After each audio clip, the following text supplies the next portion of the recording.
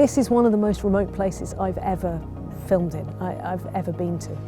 It's really miles from anywhere. 100 miles that way, 100 miles that way, 100 miles that way. There's nobody at all. So very few people actually come here.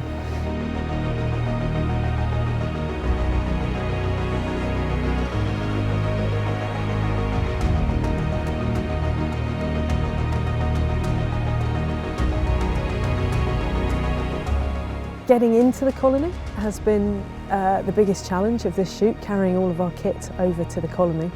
It's about 2 kilometres away from where we camp, but we can't drive right up to a seal colony, obviously. So we have to walk about 400 metres, clamber over a rock, and then our last passage is a crawl, which is right in the thick of the colony. There's seals either side, and we need to keep nice and low so that we don't startle those seals. Seals rear up when they're threatening each other. Something breaking the horizon or standing tall is aggressive to them. So that means that we've had to crawl hands and knees across. It's only about a 50-metre stretch, and it's across sand. It looks quite benign, but it's not at all benign.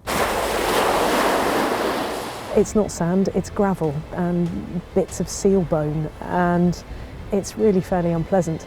The first time we did it, my knee blistered and skinned and was just really very painful. Our delightful camera assistant, Rowan, fashioned me some very good knee pads, which have been a godsend. But yes, it's not been the nicest commute to work.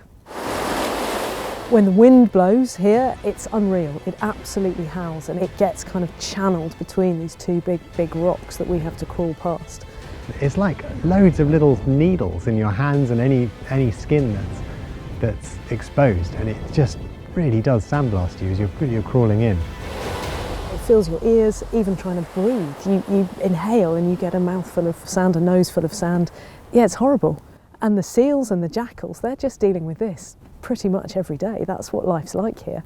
It was pretty astonishing to watch seals just hanging out on the beach, lying down, with sand whipping right over them, and the jackals coming through. The jackals are small. They're just getting a face full of sand. It must be grim.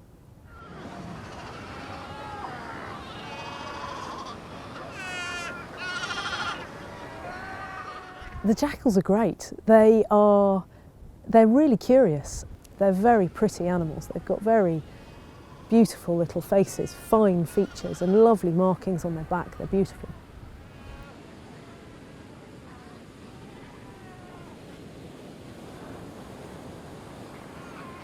The hyenas are something else. They are probably the most eccentric animal I've ever seen.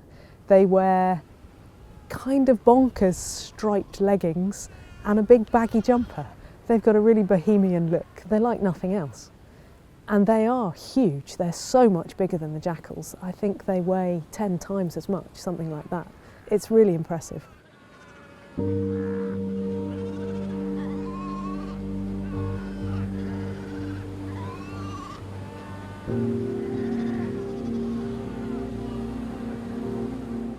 It is heartbreaking to see a seal pup get taken. When you first arrive, you look at the colony, and there's a sort of pup blanket all over the place. But you do start tuning in on an individual. You spot one and you follow him and you watch him poddling around and looking for his mum and calling, and it's hard. It's hard to watch.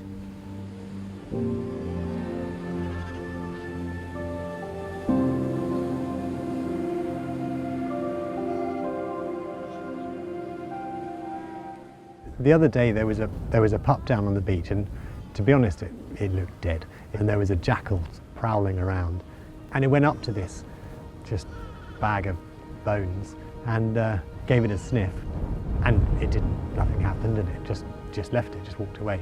And as the jackal moved off, we just saw its chest rise up, and it had a little breath in it, and it was alive, and it just either slept through it or held its breath. It's nice to think that it just held its breath while that jackal came up, and then just stuck its head up, looked around, potted off, so followed it, and it went in amongst all the different females. The females, when it's not their mum, the pup's not sure, it tries its luck at anything. The females are barking at it, going, no, go away, you're not having any milk from me. It makes its way around and then goes up to another mum, and you just think it's just going to get shouted at again. But it was its mum. It went up to him. It's like this reunion, and he got to suckle. So, you know, without that, he had no chance. So it was great. It was great to get that moment.